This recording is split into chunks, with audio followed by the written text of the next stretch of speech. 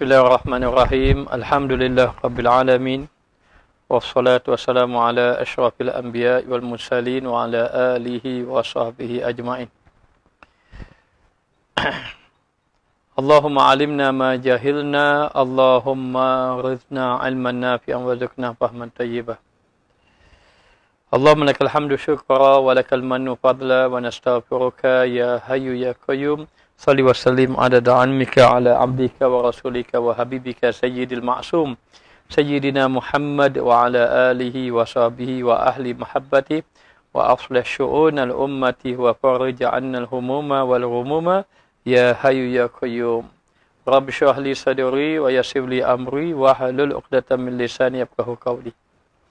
Alhamdulillah, segala puja dan puji bagi Allah Subhanahu wa taala yang telah memberi taufik dan hidayah kepada kita semua sehingga pada hari ini masih lagi kita dalam keadaan beriman kepada Allah. Moga-moga keimanan itu Allah Ta'ala kekalkan kita sampai kepada akhir hayat kita sehinggalah kita mendapat husnul khatimah dan mendapat keampunan daripada Allah Subhanahu wa taala. Para ulama mengatakan bahawa mengadakan majlis ilmu ini adalah satu ibadat yang begitu besar. Dan antara ilmu yang utama adalah ilmu yang membawa kita mengenal Allah. Apabila seorang itu mengenal akan Allah Subhanahu wa taala, maka mendatangkan rasa kasih, cinta, mahabbah kepada Allah Subhanahu wa taala sehingga dibuktikan dengan amal-amal soleh. Maka seseorang yang boleh beramal dengan amal yang soleh itu adalah apabila sahaja dia diberi oleh Allah Ta'ala pemahaman, ilmu mengenai Allah Ta'ala.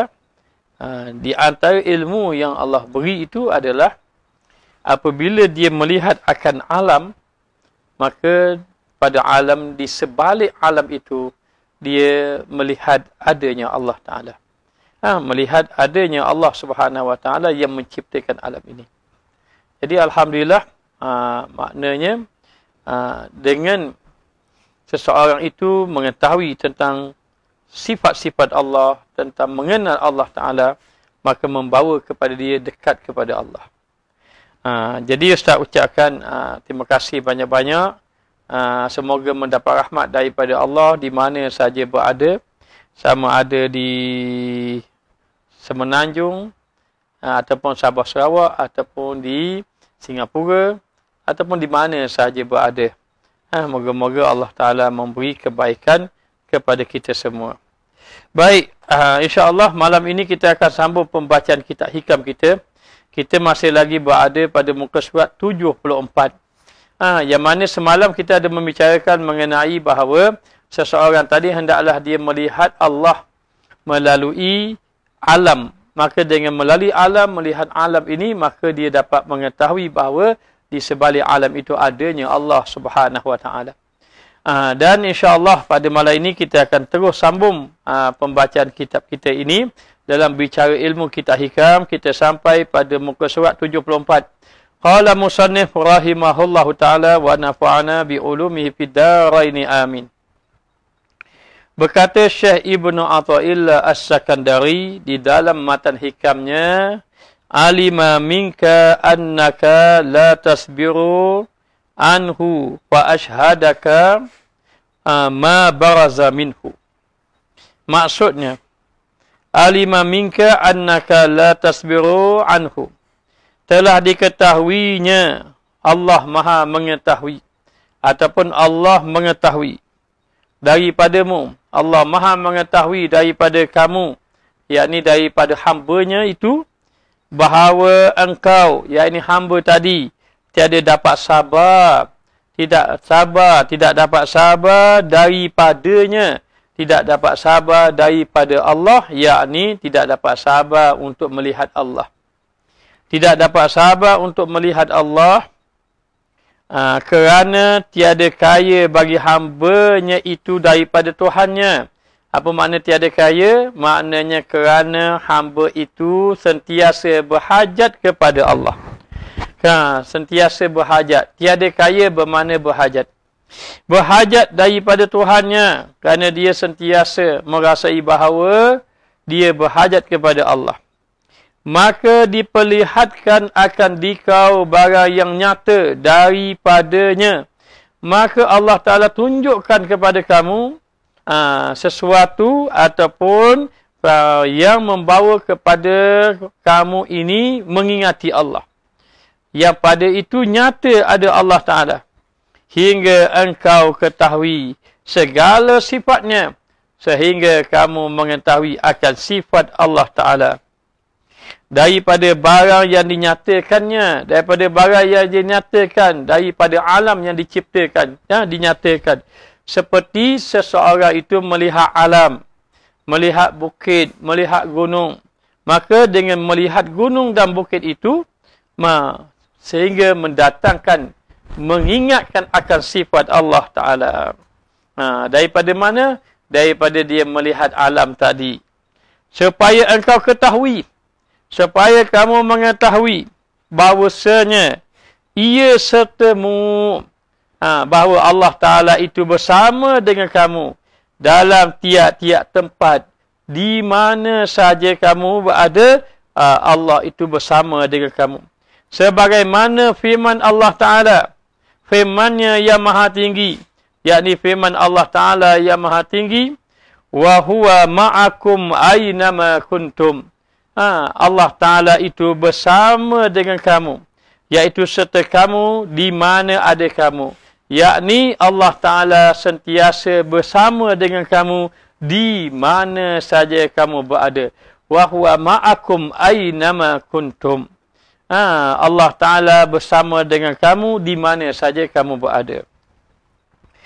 Ini adalah kesan seseorang yang benar-benar bertauhid kepada Allah Ta'ala. Allah Subhanahu Wa Ta'ala yang maha mengetahui hamba-Nya lah, yang kasih kepada Allah, yang cinta kepada Allah Ta'ala dan rindu kepada Allah Ta'ala, rindu kepada kekasih Allah. Yakni mereka di antaranya adalah para wali Allah. Ada di kalangan orang yang dekat dengan Allah, mereka tidak sabar untuk bertemu dengan kekasihnya. Kerana apa? Kerana kekasih tidak sanggup berjauhan dengan kekasihnya.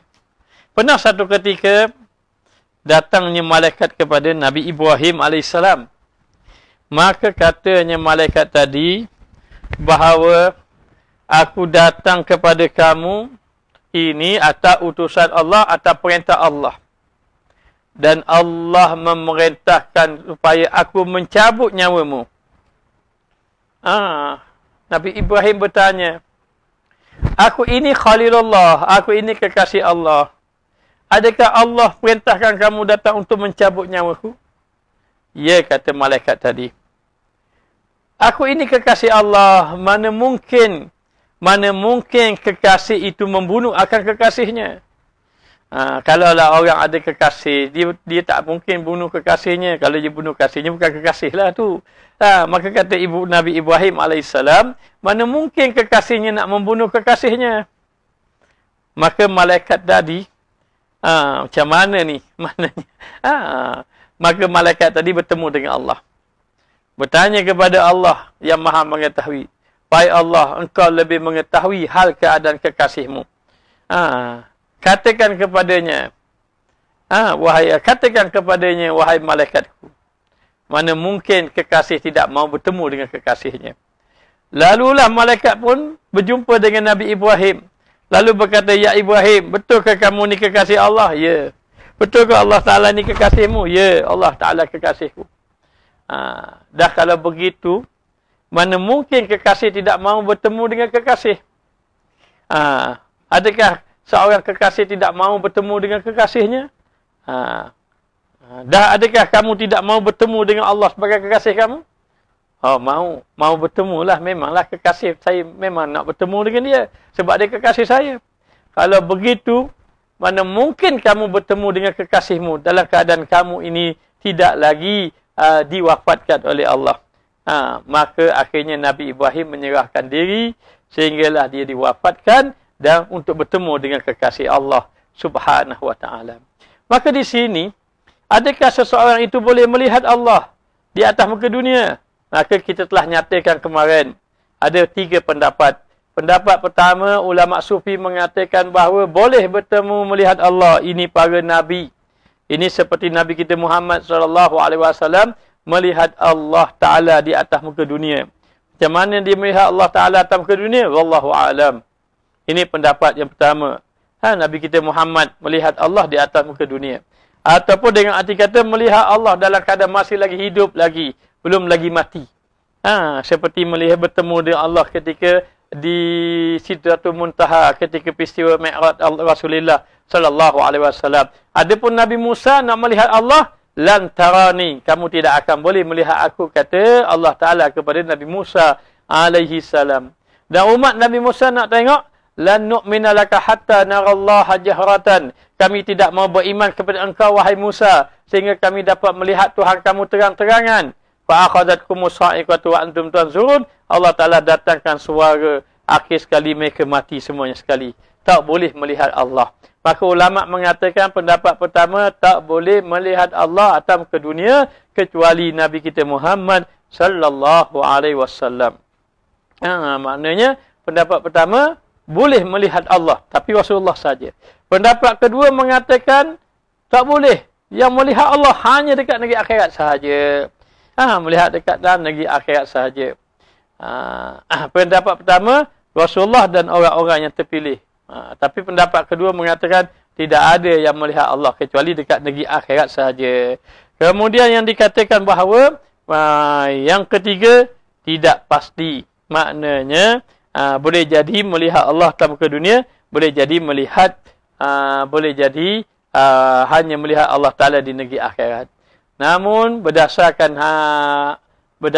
kepada apa yang dikatakan oleh Syekh Ibn Athaillah ini, alima minka annaka la tasbir. Allah mengetahui kamu tak sabar nak tengok Allah Taala. Maka Allah buktikan, tunjukkan fa asyhadaka ma baraza minhu. Allah saksikan kepada kamu daripada apa yang Allah Taala tunjukkan kepada kamu itu, sehinggalah kamu dapat mengetahui bahawa Allah Taala bersama denganmu. Maka diceritakan bahawa pernah Nabi Musa AS dia ingin melihat Allah Taala. Dan Allah Taala menceritakan di dalam Al-Quran kisah Nabi Musa AS. Pada satu ketika Nabi Musa AS telah memenuhi panggilan Allah. Allah memanggil Nabi Musa AS supaya naik ke bukit ke Tursina. Naik ke gunung Tursina tadi. Setelah Nabi Musa ini menyempurnakan 40 malam. Dia beribadat kepada Allah dengan berpuasa dan juga beribadat bersendirian. 40 malam, 40 hari, 40 malam beribadat di Bukit Tursina. Wa izwa adna Musa arba'ina lailah. Maka Allah janji pada Nabi Musa ini selama 40 hari. Maka Nabi Musa AS dia pun beribadat kepada Allah dengan berpuasa dan juga beribadat. Di siang harinya berpuasa dan siang dan malam beribadat bersendirian di atas Bukit Tursina. Lalu Allah Ta'ala pun menurunkan Taurat kepada Nabi Musa AS.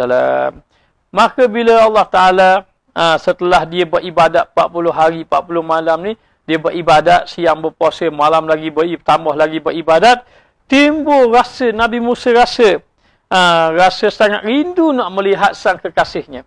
Nabi Musa rindu nak melihat sang kekasihnya, yakni nak melihat Allah Subhanahu Wa Ta'ala. Yang mana Allah Ta'ala itu telah berkata-kata dengannya. Wa kallamallahu Musa taklima. Maka wa kallamallahu Musa. Allah Ta'ala itu berkata-kata dengan Nabi Musa dalam keadaan yang layak bagi Allah. Bila Nabi Musa itu bercakap dengan Allah, lalu Nabi Musa rasa rindu. Rasa rindu nak bertemu dengan Allah Ta'ala. Bila rasa rindu nak bertemu dengan Allah, rasa nak melihat wajah Allah yang indah tadi. Ingat, laisa kamitslihi syai'un. Allah Ta'ala tak sama dengan sesuatu. Hanya kita ketahui innallaha jamilun. Allah Ta'ala itu maha cantik. Maha cantik. Maka Nabi Musa pun tak kala Nabi Musa menunggu beribadat cukup 40 hari 40 malam, maka dia pun berkata, lalu dia kata, ya Allah, tunjukkanlah kepada aku akan dirimu, ya Allah. Kerana aku ni nak supaya aku dapat memandang kamu. Katanya Nabi Musa, wahai Allah, tunjukkan kepada aku akan wajahmu supaya aku dapat memandang kamu. Lalu Allah berkata kepada Nabi Musa, wahai Musa, engkau sekali-kali tidak akan mampu melihat aku. Maka hendaklah engkau arahkan pandangan engkau ke gunung itu. Maka jika ia tetap di tempatnya, nescaya engkau dapat melihat aku. Tengok kamu kepada gunung tadi. Maka Nabi Musa pun tengok satu gunung yang kukuh. Lalulah Allah Ta'ala mengatakan bahawa kalaulah gunung tadi yang kamu tengok yang kukuh tadi tetap tidak berubah apa-apa, tidak ada apa-apa perubahan, maka engkau dapat melihat aku. Lalulah Nabi Musa minta kepada Allah Ta'ala ni agar dia dapat melihat.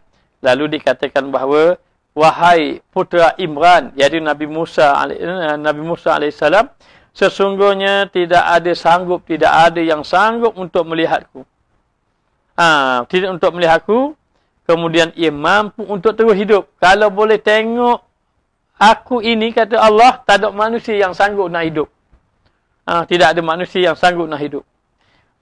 Maka Nabi Musa berkata, ya Rabbi, wahai Tuhanku, tidak ada sesuatu pun yang menyekutuimu. Sesungguhnya melihatmu dan kemudian mati lebih aku suka, katanya, daripada aku hidup tanpa melihat kamu, kata Nabi Musa. Aku tengok kamu, kemudian aku mati, lebih aku suka daripada aku hidup, aku tidak melihat kamu. Katanya Nabi Musa AS. Kerana apa? Kerana melihat wajah Allah Ta'ala ini satu nikmat yang paling besar. Lebih nikmat daripada segala nikmat yang ada di dalam syurga. Maka katanya Nabi Musa, Rabbi, sempurnakanlah nikmat, anugerah dan juga hikmahmu kepada aku. Kabulkanlah permintaan aku. Aku rela mati lepas tengok wajahmu, katanya Nabi Musa AS. Begitu Nabi Musa mohon kepada Allah Ta'ala. Maka Ibnu Abbas radhiyallahu anhu merupakan sahabat Rasulullah SAW meriwayatkan bahawa Allah Subhanahu wa Ta'ala mengetahui bahawa Nabi Musa AS ini dia terlalu ingin hajatnya dikabulkan dan ingin melihat kepada Allah Ta'ala. Lalu Allah berkata kepada Nabi Musa, pergilah engkau dan lihatlah batu di atas puncak gunung itu. Duduklah engkau di atas batu itu. Pergilah kamu, di puncak gunung itu ada batu, kamu duduk atas batu itu. Maknanya. Lalu dalam keadaan itu, duduklah engkau di atas batu itu. Kemudian aku akan menurunkan bala tenteraku kepada kamu. Apabila Nabi Musa naik atas batu tadi, duduk atas puncak batu, maka Allah Ta'ala maknanya menurunkan bala tenteranya yang terdiri daripada para malaikat hingga kepada langit yang ketujuh untuk menampakkan maknanya kepada Nabi Musa tadi. Maka diperintahkan para malaikat penghuni langit untuk menampakkan diri di hadapan Nabi Musa. Sehingga malaikat dipanggil supaya supaya Nabi Musa dapat melihat para malaikat. Dan para malaikat pula turun beramai-ramai menguatkan suara bertasbih. Dengan tasbih, dengan subhanallah, dengan la ilaha illallah, malaikat turun. Ini ketika mana Nabi Musa minta dengan Allah nak tengok Allah, Allah Ta'ala panggil malaikat daripada langit ketujuh turun belaka. Maka bila turun, malaikat turun dan zahirkan wajah kamu, malaikat tadi. Lalu mereka datang dalam keadaan bertasbih, bertahlil dengan suara yang begitu kuat. Suara dia macam mana? Suara dia macam peti. Macam peti yang menyambar. Lalu dalam keadaan macam itu dikatakan bahawa Nabi Musa AS melihat keadaan tersebut. Lalu Nabi Musa rasa takut. Lalulah dikatakan, Ya Rabb, kalau begitu aku menyesal di atas permintaan aku. Menyesal di atas permintaan aku. Adakah engkau berkehendak untuk menyelamatkan aku? Nabi Musa duduk atas bukit tu. Dia dengar suara tasbih kuat sangat para malaikat. Macam gepeti yang menyambar. Rasa dia takut dia. Ya Allah, selamatkan aku. Aku takut katanya. Dan aku menyesal di atas permintaan aku. Allah memberitahu. Maka dalam keadaan macam itu dikatakan bahawa bila Allah Ta'ala mendatangkan, kata Nabi Musa, Allah Ta'ala kata, nak tengok zat wajah aku, maka tengok pada bukit tadi, satu gunung yang kuat, kalaulah gunung itu yang kukuh tadi, tak ada apa-apa, kau boleh tengok aku. Akhirnya Allah Ta'ala datangkan, Allah tajallikan, ketika mana Allah Ta'ala tajallikan, nak zahirkan, maka hancur gunung-gunung, maka pensan Nabi Musa AS. Itu maknanya Nabi Musa pensan. Bila Nabi Musa pensan, maka dalam keadaan macam itu dikatakan bahawa Nabi Musa pun bertaubat. Maka dia sedar, dia pun berkata, Maha sunyi engkau ya Allah, aku bertaubat kepadamu. Dan aku adalah orang yang beriman kepadamu ya Allah. Begitu. Kalau orang itu ingin melihat mendatang kasih kepada Allah, cinta kepada Allah Ta'ala, dia tidak akan sabar. Tidak akan sabar. Maka Allah Ta'ala kata, mu tengok kepada alam aku. Tengok pada alam. Tengok kepada ciptaan-ciptaan Allah. Tafakkaru fi khalqillah wala tafakkaru fi zatillah. Hendaklah kamu ini memikirkan, melihat kepada ciptaan Allah, jangan kamu memikirkan akan zat Allah. Akan zat Allah. Di zaman Nabi Musa ada satu orang pemuda. Dia berdoa, Ya Allah, Ya Tuhanku, berilah kepada aku rasa cinta yang sepenuh-penuhnya kepadamu, Ya Allah. Lalu Allah Ta'ala memberitahu bahawa sesungguhnya kalau Allah Ta'ala beri rasa cinta kepada Allah Ta'ala, seseorang hamba diberi cinta kepada Allah Ta'ala, nescaya manusia itu tidak akan sanggup. Kadang-kadang orang cinta kepada orang pun dah jadi gila dah. Maknanya, cinta pada seseorang pun dah sakit angau dah. Dari nak benda dah kalau cinta ni. Maka tak akan sanggup. Tak akan sanggup. Maka dia mohon kepada Allah Ta'ala, baiklah, kalaulah begitu, berilah aku sedikit sangat, seberat zarah pun tak apa rasa cinta. Ataupun maknanya sedikit daripada kecintaan kepada Allah Ta'ala. Maka akhirnya Allah berikan dia rasa cinta. Bila rasa cinta, apa yang berlaku? Orang tadi duduk di atas gunung, tak ada sebut yang lain, sebut nama Allah Ta'ala saja. Sebab apa? Dia minta dengan Allah, dia jumpa Nabi Musa, dia pun kata, wahai Musa, tolong doakan kepada Allah, biar aku rasa betul-betul cinta kepada Allah.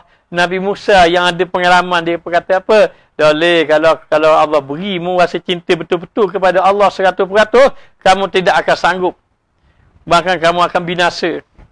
Wahai Musa, mintalah dengan Allah Ta'ala. Allah Ta'ala beri sikit pun tak apa dah rasa cinta pada Allah. Maka Nabi Musa pun berdoa pada Allah. Maka Allah Ta'ala beri kepada pemuda tadi. Beri pada pemuda. Tadi rasa cinta kepada Allah. Selama beberapa lama Nabi Musa cari pemuda tadi. Cari tak jumpa. Lalu Nabi Musa tanya orang lain. Bila Nabi Musa tanya, orang kata ada satu orang pemuda duduk atas gunung. Pergilah ke sana. Maka Nabi Musa pun pergi atas gunung tadi. Tengok jumpa orang tadi. Orang tadi tak ada sebut nama yang lain. Sebut nama Allah, tak makan, tak minum, tak tidur. Sebut nama Allah, tak makan, tak minum, tak tidur. Lalu Nabi Musa pun berkata, aku Musa. Nabi Musa beri salam, tak jawab. Nabi Musa panggil nama dia, tak jawab. Lalu Nabi Musa berkata, aku ini Musa alaihissalam. Aku utusan Allah Ta'ala. Tak jawab juga, sebut nama Allah saja. Lalu Allah Ta'ala berkata, ya Musa, jangankah engkau memanggil namanya? kalau engkau gaji kepalanya, itu pun dia tak sedar kerana dia sudah tenggelam dengan cinta dia kepada aku. Cinta dia kepada Allah Ta'ala. Maknanya, jangankan kau panggil namanya, kau gergaji dia. Itu baru sedikit aku bagi cintanya kepada Allah Ta'ala. Bagaimana kalau Allah memberi sepenuhnya? Maka demikianlah. Sebab itu dikatakan bahawa Allah tahu. Maknanya kita tak mampu nak tanggung cinta Allah pada kita. Tetapi kita kena cari cinta Allah Ta'ala tadi dengan cara macam mana? Melihat kepada ciptaan Allah. Bila melihat kepada ciptaan Allah, maka mendatangkan seseorang itu mengingati Allah Ta'ala. Bagi orang awam, cukuplah kalau kita maknanya nak datangkan rasa cinta kepada Allah, maka kita kena mendekatkan diri. Ada dua jalan. Ada satu jalan dengan jalan ibadah. Jalan ibadah. Ada jalan yang kedua dengan jalan sabar. Jalan pertama, jalan ibadat. Siapa yang diberi nikmat, jalan beribadat. Itu jalan Allah nak dekatkan dia, seseorang itu dengan Allah. Jadi siapa yang ada, Allah Ta'ala bagi rezeki, dia bersyukur kepada Allah dan dia beribadat kepada Allah. Tapi jalan satu lagi, jalan orang ni tak banyak ibadat. Tetapi dia banyak sabar, diberi jalan musibah, ujian. Jadi dua jalan. Satu jalan nikmat dengan ibadat, satu jalan balak dengan sabar. Balak dengan sabar. Ini dua jalan yang Allah Ta'ala nak beri. Maknanya, nak beri kepada hamba dia tadi. Mendekatkan diri pada Allah. Maka Allah Ta'ala tahu, kalau diberi kamu tidak akan sabar. Kamu tidak akan sabar. Maka dengan itu, hendaklah kamu ini, hendaklah lihat barang yang Allah Ta'ala nyatakan. Apa yang Allah Ta'ala nyatakan? Yakni daripada alam ini. Seperti Allah Ta'ala nyatakan akan Gunung Ganam. Apa yang ada pada Gunung Ganam. Allah Ta'ala nyatakan pada matahari bulan. Apa yang ada pada matahari bulan. Inna fi khalqis samawati wal ard wa ikhtilafil laili wan nahar la ayatil liulil albab. Sesungguhnya pada kejadian langit dan bumi, pada pertukaran malam dan siang, hanya memberi peringatan kepada orang yang berakal. Satu hari Sayyidina Bilal ibn Rabah datang jumpa Nabi SAW. Jadi Bilal ibn Rabah ini maknanya Bilal ibn Rabah, apa yang dimaksudkan dengan tawajuh? Tawajuh adalah penumpuan hati kepada Allah Ta'ala. Maknanya penumpuan hatinya kepada Allah Ta'ala dalam melakukan ibadah kepada Allah. Itu antaranya. Baik. Jadi satu hari Bilal ibn Rabah datang jumpa Nabi SAW pagi-pagi lagi. Sebelum sembahyang subuh, Sayyidina Bilal jumpa Rasulullah. Biasanya lepas azan, saat Rasulullah akan sembahyang sunat di rumah, lepas tu Sayyidina Bilal datang. Ya Rasulullah, jemaah sudah menunggu. Maka Rasulullah pun datang. Begitulah akrabnya Sayyidina Bilal dengan Rasulullah. Setiap hari Sayyidina Bilal akan jumpa Rasulullah dahulu. Maka satu hari Sayyidina Bilal jumpa Rasulullah, Rasulullah sedang menangis. Bila Rasulullah sedang menangis, Sayyidina Bilal tanya, Ya Rasulullah, apakah yang menyebabkan Rasulullah menangis? Lalu Rasulullah mengatakan bahawa bagaimana aku tidak menangis, ya Bilal? Allah Ta'ala menurunkan ayat, Inna fi khalqis samawati wal ard wa ikhtilafil laili wan nahar li ayatil li ulil albab. Sesungguhnya pada kejadian langit dan bumi, pada pertukaran malam dan siang, sayang hanya orang-orang yang berakal saja mendapat maknanya mengambil pengajaran. Orang yang berakal saja, pertukaran malam dan siang, kejadian langit dan bumi, tapi yang mendapat peringatan adalah orang-orang yang berakal sahaja. Kisah orang yang berakal sahaja. Jadi dalam keadaan macam itu, macam mana? Orang yang berakal ini, apabila dia melihat kejadian langit dan bumi, dan pertukaran malam dan siang, dia akan mengetahui bahawa betapa kuasanya Allah, betapa agungnya Allah Ta'ala. Dan ketika itu dia melihat sifat Allah, sifat kudrat dan iradat Allah yang menciptakan matahari, menciptakan bulan. Maka dia tengok, Masya Allah, inilah sifat kudrat iradat Allah. Sifat kudrat Allah. Baiklah, kalau katakanlah, andai katalah kita tengok sesuatu benda. Kita tengok sesuatu benda, kita pun tengoklah satu telefon contohnya. Kita tengok satu telefon. Telefon ni kita akan kata apa? Kita kata ini telefon. Ini telefon. Cuba antum berzikir. Berzikir sampai ingat Allah. Ketika mana mengingati Allah, bila angkat telefon kita akan tengok ini apa ni? Inilah kudrat dan iradat Allah. Ini ilmu Allah. Ini ilmu Allah, maka dia telah melihat sifat Allah terlebih dahulu. Sifat Allah Ta'ala terlebih dahulu. Jadi melihat alam sehingga sampai kepada mengingati akan sifat Allah Ta'ala. Kerana sesungguhnya di sebalik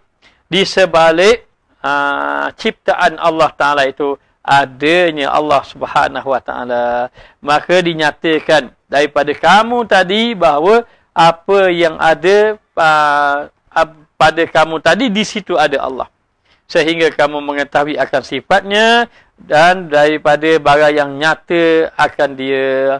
Supaya engkau ketahui bahawa ia bersama dengan kamu. Supaya kamu mengetahui bahawa Allah bersama dengan kamu. Wahuwa ma'akum aynama kuntum. Allah Ta'ala bersama dengan kamu. Maka diceritakan kisah daripada Syekh Junaid Baghdadi, tidak silap. Syekh Junaid Baghdadi ini dia ada anak murid. Maka adalah anak murid dia ini yang belajar, yang sudah lama belajar dengan dia.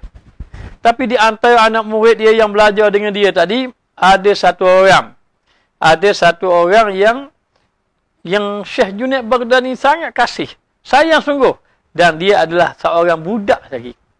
Jadi dia seorang budak, tetapi Syekh Junaid Baghdadi ini, tuan guru ini sangat kasih kepada anak murid dia ini. Sehingga timbullah rasa dalam hati anak-anak murid yang lama tak puas hati. Macam mana tuan guru kita ni sayang sungguh ke budak ni? Sayang sungguh ke budak ni. Sedangkan kita dah belajar lama dah, tapi budak ni juga yang tuan guru paling sayang. Jadi akhirnya sekali tuan guru tadi dapat tahu, anak murid yang lain tak puas hati kepada pelajar seorang budak yang paling muda ini. Maknanya pelajar-pelajar lama tak puas hati dengan anak murid yang paling muda ni. Maka apa yang dibuat? Maka Syekh Junaid ini, tuan guru tadi panggil anak murid dia. Mari sini belaka. Mari ni belaka. Maka dihadiah, diberi kepada setiap anak murid tadi satu bilah pisau dan juga seekor ayam untuk disembelih. Ayam ke burung? Ayam maksudnya. Diberi seekor ayam untuk disembelih. Kata tuan guru ini, baik, sekarang ni di tangan kamu ada pisau dan di tangan kamu ada ayam. Maka kamu pergilah di satu tempat, kamu sembelihlah. Tak pastikan ketika mana kamu sembelih, tidak ada yang tahu kecuali kamu saja tahu. Maka bila mendengar arahan tadi, anak murid pun faham. Okey, pergi kamu. Maka pergilah masing-masing bawa pisau, bawa binatang yang akan disembelih. Maka pergilah. Ada yang sembunyi, tengok atas bukit tak ada orang sembelih. Ada yang duduk tepi sungai, tengok tak ada orang sembelih. Ada yang duduk jauh-jauh pada orang sembelih. Ada yang sembunyi. Jadi macam-macam keadaan mereka sembelih mengikut arahan gurunya. Maka semuanya balik.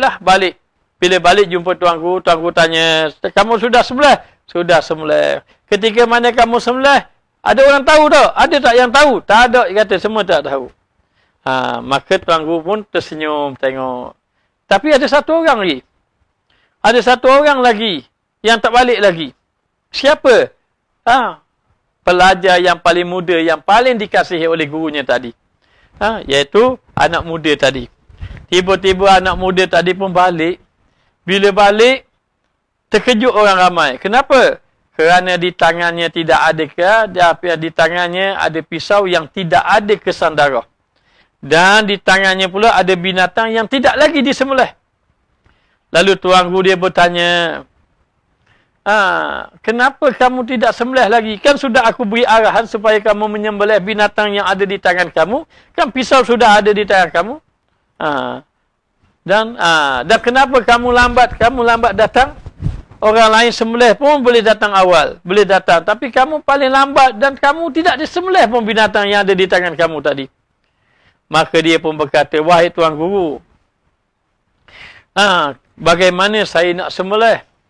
Saya pergi ke tempat ini, bila saya nak sembelih, rasa ada yang melihat selain pada saya. Saya pergi tempat ni, saya nak sembelih, ada yang melihat selain pada saya. Saya nak pergi tempat ni, saya nak sembelih, ada yang melihat selain pada saya. Maka dengan sebab itu, saya tak boleh sembelih. Kerana apa? Tuan Guru kata, yang pastikan sembelih tidak ada yang tahu kecuali kamu saja.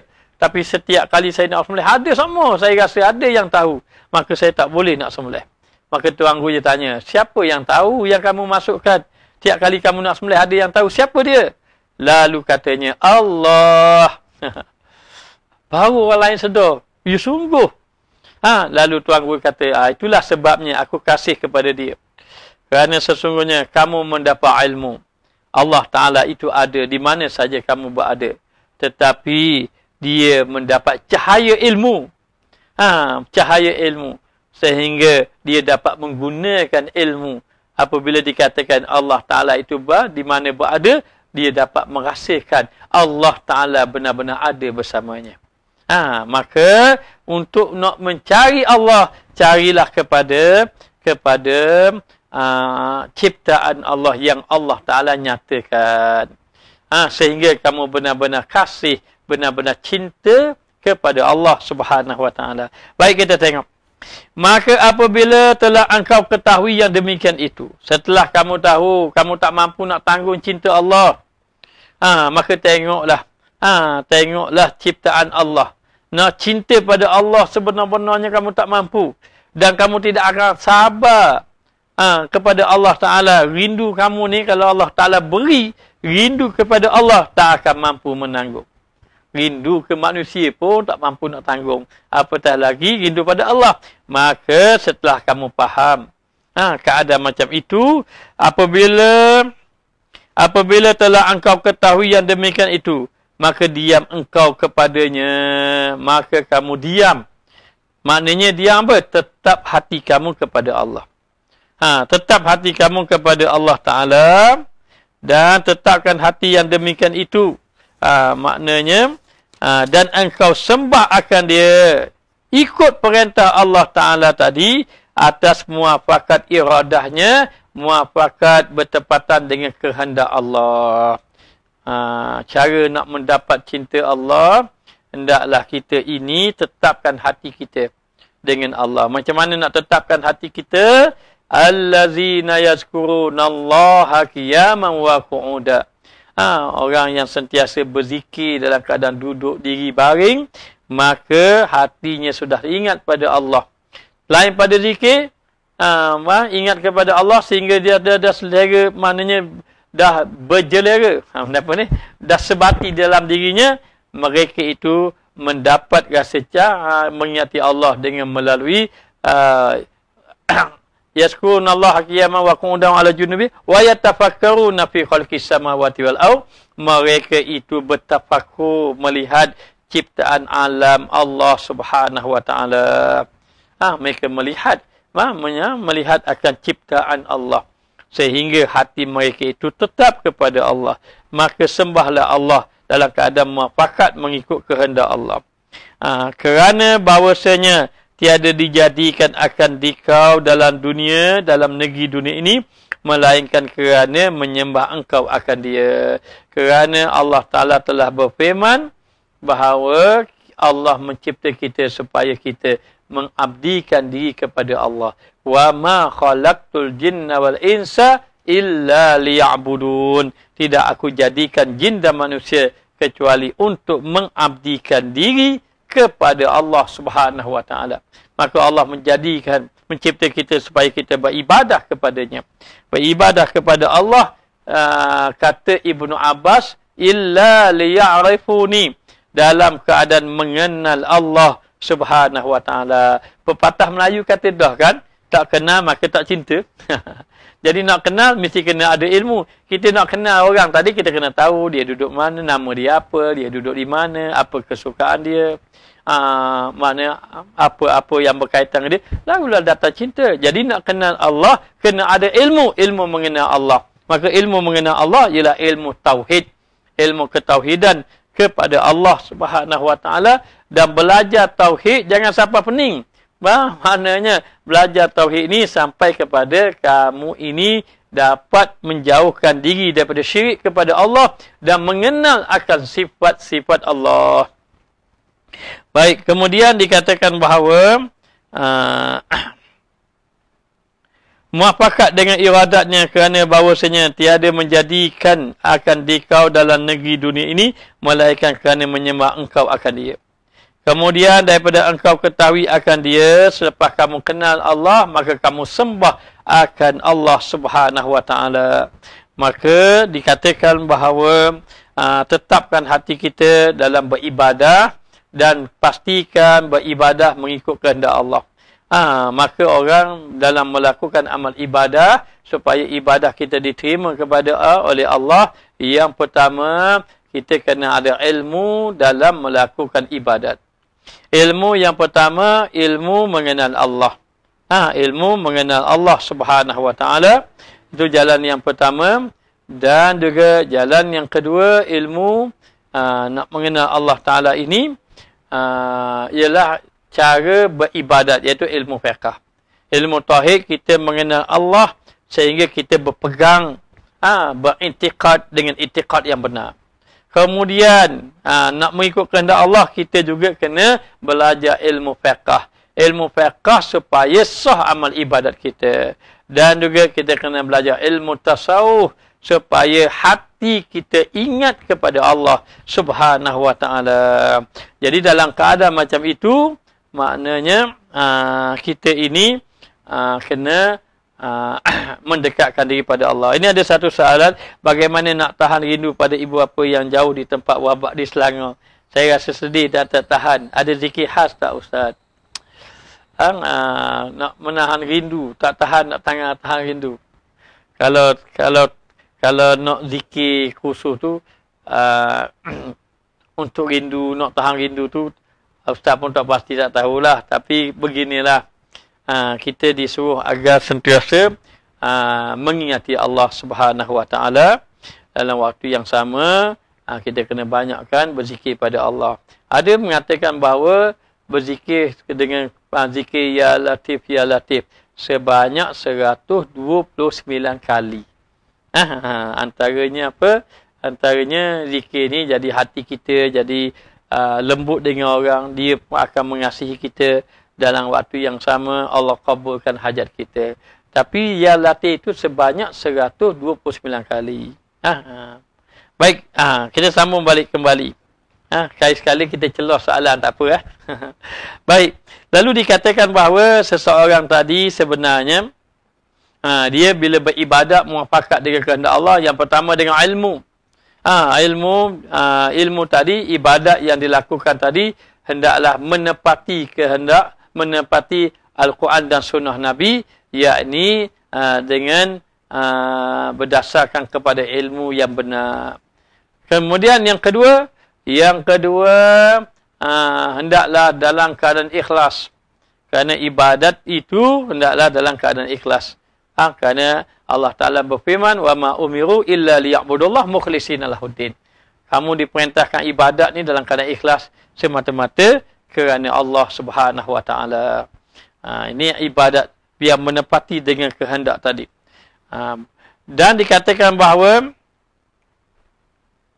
dan telah engkau tetapkan pada sifat rububiyahnya di dalam tempat yang telah dikhitabnya akan engkau dengan firman-Nya alastu bi rabbikum.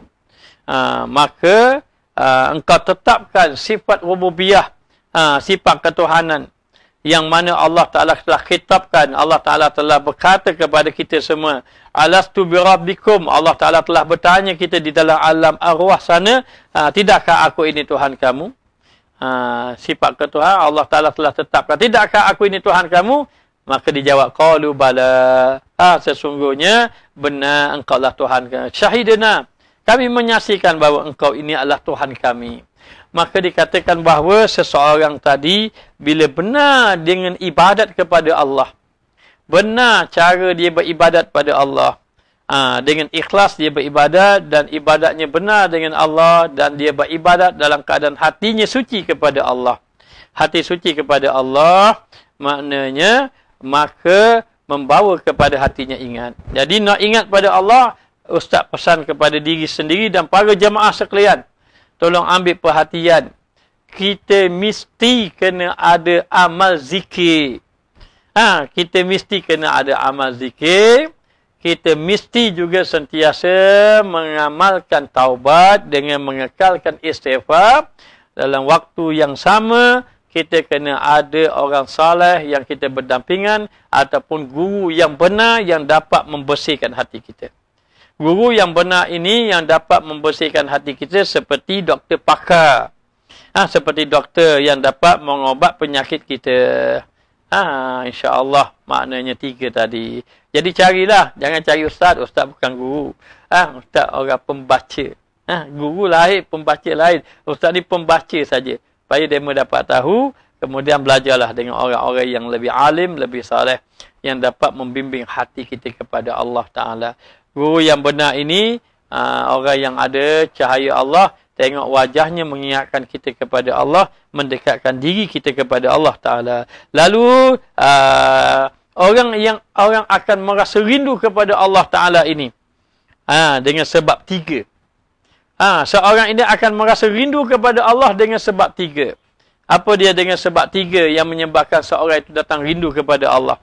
Yang pertama, sebab mereka akan, sebab yang mendatangkan rindu kepada Allah ni ada 3.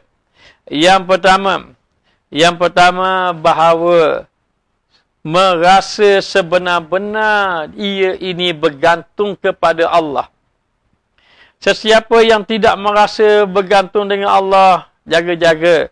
Orang yang ada ilmu kadang-kadang dia rasa dia tak perlu gantung dengan Allah. Bahaya. Dia rasa maksud dia tu dia dah lupa pada Allah dah. Dengan sebab apa? Boleh jadi dengan sebab ilmunya dah banyak. Boleh jadi dengan sebab pengikut dia dah ramai. Boleh jadi dengan sebab banyak sangat orang puji dia. Maka dia hilang pergantungan dengan Allah Ta'ala. Maka ibadat pun dia tidak bersungguh beribadat. Ini bahaya. Jadi seorang yang dia sebab yang menyebabkan dia ni rasa rindu kepada Allah, ada 3 sebab. 3 sebab itu. Yang pertama, merasa benar-benar bergantung dengan Allah. Bila merasa benar-benar bergantung dengan Allah, dia akan mari rasa rindu pada Allah. Maknanya. Jadi ingat, orang ada ilmu, jangan rasa dah dia tak berhajat dengan Allah. Orang yang ada kekayaan, jangan berasa dia tak berhajat dah pada Allah. Sebab dia sudah kaya. Akhirnya lupa pada Allah. Jangan. Maka, yang pertama, apabila merasakan bahawa dia benar-benar berhajat kepada Allah, ini akan mendatangkan rasa rindu kepada Allah Ta'ala. Kerana apa? Kerana dia tak mungkin dapat melepaskan diri daripada Allah. Mana mungkin dia tahu sebab dia bergantung dengan Allah. Mana mungkin dia nak lupa Allah. Dia tahu dia kena bergantung dengan Allah Ta'ala. Akhir sekali datang rasa rindu pada Allah. Ya Allah. Bila dia dapat sesuatu, dia tahu ini pertolongan Allah. Dia dapat persatu. Ini pertolongan Allah. Bila dia bila dia dapat sembuh daripada penyakit, dia tahu ini pertolongan Allah Ta'ala. Maknanya maka yang pertama, sebab akan mendatangkan cinta pada Allah ialah dengan merasa bergantung kepada Allah. Pergantungan, merasa sangat berhajat kepada Allah. Itu yang pertama. Yang kedua apabila mengingatkan akan kebaikan Allah. Kadang-kadang kita tenggelam, kita terlihat kebaikan makhluk, kita terlupa kebaikan Khalik. Orang bagi duit kita sikit, kita ingat semua. Sejak kita kata pada orang tadi, kita kata benda, Syah, terima kasih banyaklah buat bantu saya tak akan lupa awak sampai ke mati. Maka orang tu tak lupa, Allah lupa pula. Akhirnya apa Allah Ta'ala kata pada kita? Allah Ta'ala kata, orang ni baru ke musiket. Baru ke musiket, mu lupa dah ke aku. Mu ingat ke dia lebih pada aku. Jangan jaga. Maknanya, maka yang kedua yakni apabila mengingatkan akan segala kebaikan Allah. Bila Allah memberi nikmat, dia pun rasa, oh ini nikmat daripada Allah. Maka tak mungkin dia akan lupa Allah sebab dia tahu ni nikmat daripada Allah. Maka lama-lama mendatangkan rasa kasih, cinta kepada Allah. Apa dia yang kedua? Yang kedua, apabila memikirkan tentang kebaikan-kebaikan Allah. Siapa yang buat baik pada kita? Allah lah yang memberi kebaikan kepada kita. Selama ni kita dapat makan. Maknanya. Ada orang duk tanya juga, dah Ustaz macam mana PKP ni? Macam mana sumber pendapatan? Kita tak perlu susah. Selama ni pun kita tak bergantung dengan makhluk pun. Maknanya, jadi bila kita rasa bergantung dengan Allah, tak perlu susah. Duduk zaman mana pun, bila kita ada Allah, jangan bimbang. Maknanya. Okey, baik. Yang kedua, memikirkan, mengingatkan kebaikan-kebaikan Allah ke atas kita di atas nikmat yang Allah Ta'ala beri. Yang ketiga, rasa ingat kepada Allah Ta'ala ni, mendatang ingat kepada Allah apabila memikirkan kesempurnaan keindahan Allah, kesempurnaan ciptaan Allah. Apabila mengingatkan akan kesempurnaan ciptaan Allah. Allah mencipta kita semua. Allah menciptakan segala-gala. Kita tengok Allah, indah sungguh pemandangan ini. Cantik sungguh. Allah maha cantik lagi. Allah maha cantik lagi. Begitu. Kalau kita tengok pemandangan cantik, Allah cantik semua tempat ni. Allah Ta'ala maha cantik. Maknanya Allah Ta'ala maha cantik lagi. Begitulah keadaannya.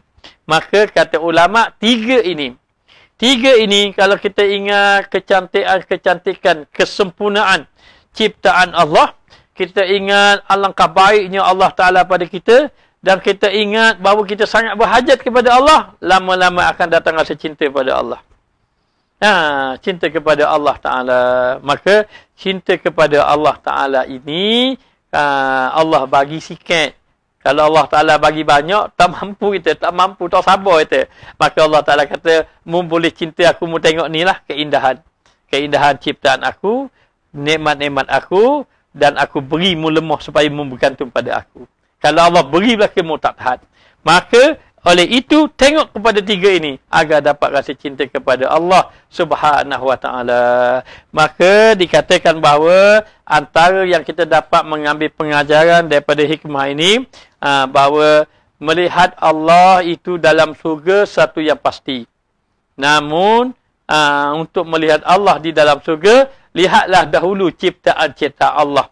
Supaya kamu mengingat akan Allah Ta'ala.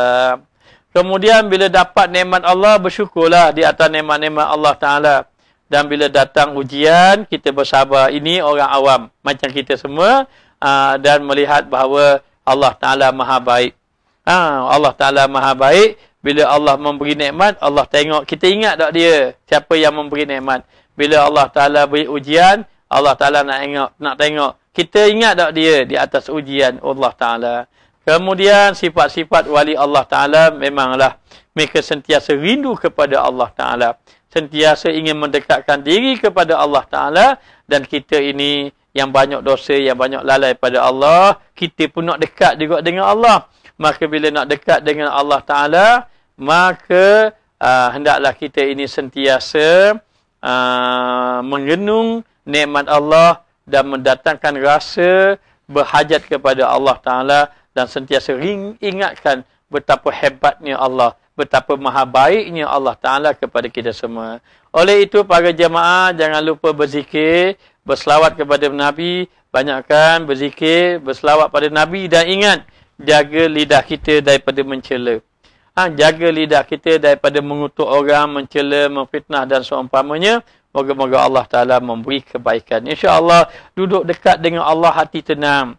Bila hati tenang, tak ada lah kes-kes bunuh diri ni. Maknanya, insyaAllah, diharapkan bahawa semoga Allah memberi ilmu kepada kita. Semoga Allah Ta'ala mengasihi kita. Semoga Allah Ta'ala tunjuk jalan kepada kita semua. Maka dia dalam kehidupan kita hari ini, tak ada benda lain dah kita. sibuk dengan ibadat sahaja. Itulah yang paling utama. Jadi sekadar ini saja yang dapat disampaikan. Walaupun matan kita pendek, tapi moga-moga Allah memberi kepahaman. Dan insya-Allah kalau diizinkan oleh Allah, kita akan sambung balik pembacaan kitab hikam ini. Insya-Allah. Moga-moga kitab hikam kita baca ini akan memberi kesan kepada masyarakat dan tolong sampaikan kepada kebaikan ini kepada orang lain. Bukan untuk mencari apa-apa, tidak. Tetapi untuk menyebarkan pahala agar Allah Ta'ala memberi kebaikan kepada kita semua. Jadi sekadar ini saja yang dapat disampaikan dan kita mohon pada Allah kebaikan. Bismillahirrahmanirrahim. Allahumma alimna ma jahilna, Allahumma rizna ilman nafi'an, wa zukna fahman tayyiba. Allahumma inna nas'aluka taubata wa dawamaha, wa na'udzika minal ma'siyati wa asbabiha, wa zakirna bil khawfi qabla hujumi khataratiha, wa minat tafakkuri fi taraikiha, wa amhu min qulubina halawatan majtanainahu, wa tam'ulima huwa bididdiha. Allahumma inna nas'aluka imanan daiman, wa nas'aluka qalban khashi'an, wa nas'aluka 'ilman nafi'an, wa nas'aluka yaqinan shadiqan, wa nas'aluka dinan qayyiman, wa nas'aluka 'afiyatan min kulli baliyah, wa nas'aluka tamamal 'afiyah, wa nas'aluka syukra 'alal 'afiyah, wa nas'aluka ghina 'anil nas. Rabbana atina fid dunya hasanah wa fil akhirati hasanah wa qina azabannar. Wa sallallahu ala sayyidina Muhammad wa ala alihi wa sahbihi wasallam. Walhamdulillahirabbil alamin.